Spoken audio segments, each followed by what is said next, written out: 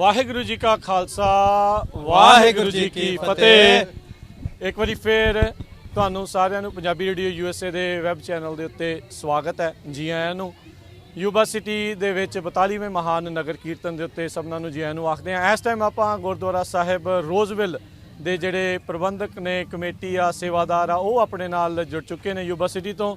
ਆਓ ਉਹਨਾਂ ਦੇ ਨਾਲ ਗੱਲਬਾਤ ਕਰਦੇ ਹਾਂ। ਸਭਨਾਂ ਨੂੰ ਜੀ ਆਇਆਂ ਨੂੰ ਜੀ। ਵਾਹਿਗੁਰੂ ਜੀ ਕਾ ਖਾਲਸਾ ਵਾਹਿਗੁਰੂ ਜੀ ਕੀ ਫਤਿਹ ਜੀ। ਕੀ ਸੰਦੇਸ਼ ਹੈ ਜੀ?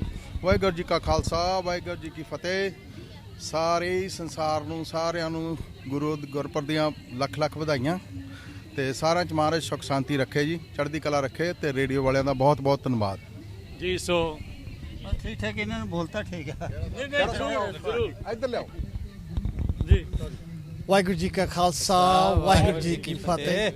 ਪੰਜਾਬੀ ਰੇਡੀਓ USA ਨਾਲ ਜਿੰਨੇ ਵੀ ਸੰਗਤ ਜੁੜੀ ਆ, ਸਾਰਿਆਂ ਨੂੰ ਨਗਰ ਕੀਰਤਨ ਦੀਆਂ ਬਹੁਤ ਬਹੁਤ ਮੁਬਾਰਕਾਂ। ਇਸ ਵੇਲੇ ਅਸੀਂ ਯੂਬਾ ਸਿਟੀ ਵਿੱਚ 42ਵੇਂ ਨਗਰ ਕੀਰਤਨ ਵਿੱਚ ਸਾਰੇ ਜੁੜੇ ਹੋਏ ਆ ਤੇ ਧੰਨ ਧੰਨ ਸ਼੍ਰੀ ਗੁਰੂ ਗ੍ਰੰਥ ਸਾਹਿਬ ਜੀ ਦੇ ਗੁਰਤਾ ਗੱਦੀ ਦਿਵਸ ਨੂੰ ਸਮਰਪਿਤ ਇਹ ਨਗਰ ਕੀਰਤਨ ਦੇ ਵੱਲੋਂ ਕੀਰਤਨ ਲਈ ਸਾਰੀ ਹੀ ਸੰਗਤ ਨੂੰ ਬਹੁਤ ਬਹੁਤ ਮੁਬਾਰਕਾਂ।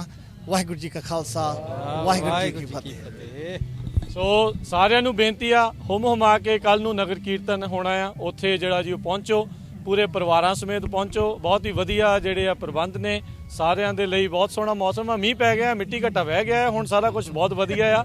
ਸੋ ਕੱਲ ਨੂੰ ਕੋਈ ਨਹੀਂ, ਮੌਸਮ ਦੀ ਦਿੱਕਤ ਕੋਈ ਨਹੀਂ ਆ। ਸੋ ਜ਼ਰੂਰ ਪਹੁੰਚੋ। ਸਭ ਦਾ ਬਹੁਤ ਬਹੁਤ ਧੰਨਵਾਦ ਜੀ। ਵਾਹਿਗੁਰੂ ਜੀ ਕਾ ਖਾਲਸਾ ਵਾਹਿਗੁਰੂ ਜੀ ਕੀ ਫਤਿਹ।